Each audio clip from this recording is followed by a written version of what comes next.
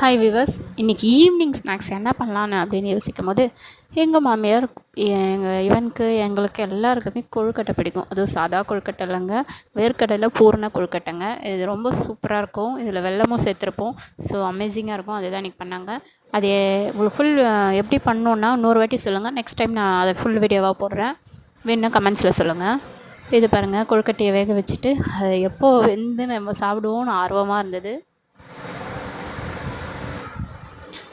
So ஆவியில் கட்டியாச்சு. இப்போ க்ளோஸ் பண்ணிவிட்டு 20 மினிட்ஸ் கழித்து எடுப்பாங்க.